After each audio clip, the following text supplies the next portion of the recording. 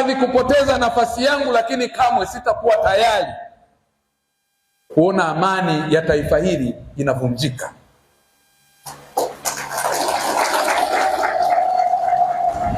Dhamana niliyopewa ni kwa sababu yenu nyinyi wazee. Maombi yenu na makuzi yenu na malezi yenu ni babu zangu, nyinyi ni wazazi wangu. Mmetulea ili tulisimamie taifa hili, ili haya yote aliyoyasema kwenye risala mzee Tano miyapate. Mtayapataje kama kuna vita? Huku mabomu yanapigwa, huku risasi zinapigwa, mtapataje huduma za afya? Mtapataje bima, wazee wangu? Mtapataje chakula? Sisi vijana ambao tunataka kuvuruga amani, ikitokea balaa hapa, mzee wangu, tutakimbia kwa sababu tuna nguvu za kukimbia. Wewe mzee Tano utakimbilia wapi?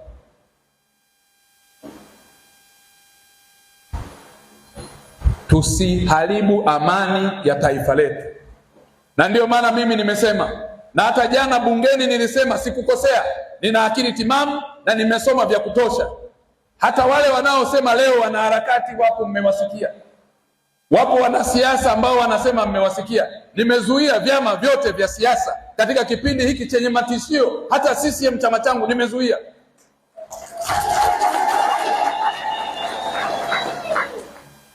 Sasa ubaguzi unatoka wapi? Katiba hii tunayo, tena katiba hii nimeisoma kwa miaka yote, shuleni nimesoma.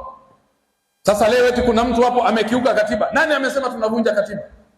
Hali na matishio ya amani na usalama yapo pale. Hivi kama wewe ni haki yako kwenda kanisani, nje pale simba wamezunguka, utasema kwa sababu naenda kwa Mwenyezi Mungu niende tu?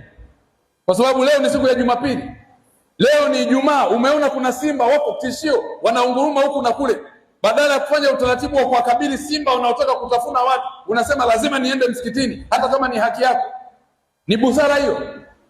Taifa letu leo mmesikia kila mahali inaelezwa vijana wachache, kundi la watu wachache wadogo ambao wanatamani, na nilisema hivi, wanatamani madaraka kwa kutumia nguvu, wanatamani madaraka kwa kuhongwa vifedha ili waumize wa Tanzania, wapeleke klipu za video, hawajafa watoto wao, wa Tanzania wamekufa, wao waje kupewa madaraka kwa mabavu.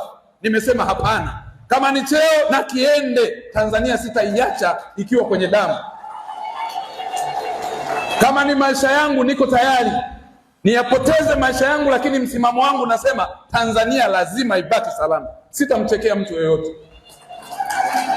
Niko radhi, narudia tena, niko radhi kupoteza maisha yangu au cheo changu, potelea mbali, lakini Tanzania lazima ibaki salama.